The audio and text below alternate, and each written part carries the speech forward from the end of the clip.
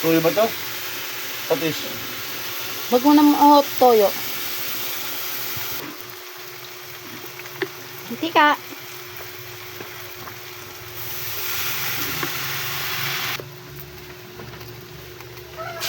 Bawang.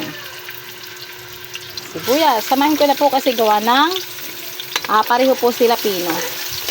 Pinong-pino po iyan, kaya sinabay ko na po. Pwede hangin to. Lagyan ko po siya ng pamintang durog. Okay. Mekos-mekos natin mga insan. Oh. Pag ang sibuyas at bawang ay masyadong pinipinok, mabilis lang. Tsaka masarap pati. Oops. Ito po kasi, uunahin ko po yung carrots at saka po yung katawan nitong broccoli. Uunahin ko po muna siyang ilagay dito sa mantika. Ay, sa ginigisa ko po. Kasi po medyo matigas sila, kaya sila uunahin ko. Yan. Unahin ko po muna to. Yan. Okay lang po na masamahan niya ng ibang lahok. Kunti lang naman. Unahin ko muna po ito. Kasi medyo matigas-tigas siya. Kaya yun muna unahin ko. Good morning po sa inyo, mga kaulam ni Aling Cindy. Blessed morning po. Ayan.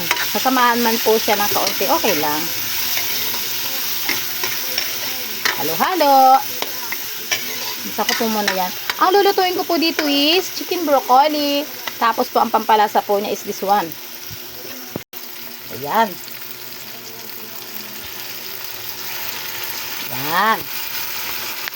Bango? Ha? Aamoy niyo mga kaulam. Bango-bango po. Sobra po kabango. Dahil sa okay na po yan, ilalagay ko na po yung ibang lahok. Ito po muna ha, broccoli.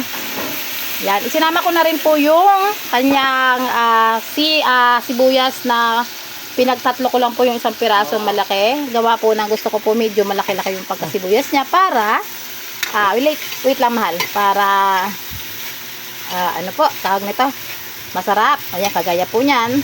Tapos po, i-steam ko po ito ng konting tubig ha. Tapos saka ko po tatakpan para po maluto yung kanyang broccoli. Saka ko po ilalagay yung chicken. Totally po yung chicken po is luto na. Ito na po yung chicken niya. Luto na po siya. Pinirito ko na po siya. Pilay po siya ha. Lalagay ko po doon sa aking lulutuin na chicken broccoli. Ito po. Pilay na po siya. Okay na to. Ilalagay ko na lang po mamaya pag luto na po ng konti yung broccoli. Kasi para mas masarap po, malutong-lutong pa yung broccoli. Okay? Nilagay ko na po yung chicken po ha. Haluin ko po muna ng bahagya. Tapos tatakpan ko po siya para po mag-combine po yung lasa sa chicken po at saka yung sa broccoli ha. Tatakpan ko po muna siya mga kaulam ha. Ilang minuto lang po siyang tatakpan ko. Okay po, takpan ko po muna po mga kaulam ha. O yan, natakpan muna natin. Mga 3 minutes lang po. Tapos bubuksan na po natin, saka natin hahanguin. Hindi po yan masyadong kailangan na lutuin. Kunting half cook lang po yung kanyang broccoli para masarap. Yan ha, hahanguin ko na po ito mga kaulam. Hindi po kasi po pwedeng masyadong maluto yung kanyang broccoli. Kaya ihahap cook ko lang po. Ihahap cook ko lang po yung kanyang pagkaluto. Uy, ang sarap. Kung maamoy nyo po yung amoy niya, napakabango gawa po ng, instead po na lagyan ko po siya ng ibang pampalasa, ang linagay ko lang po sa kanya is liquid seasoning. Yan po ha. Kasi po pag linagyan mo po siya ng aji, mag-iiba po yung kanyang lasa.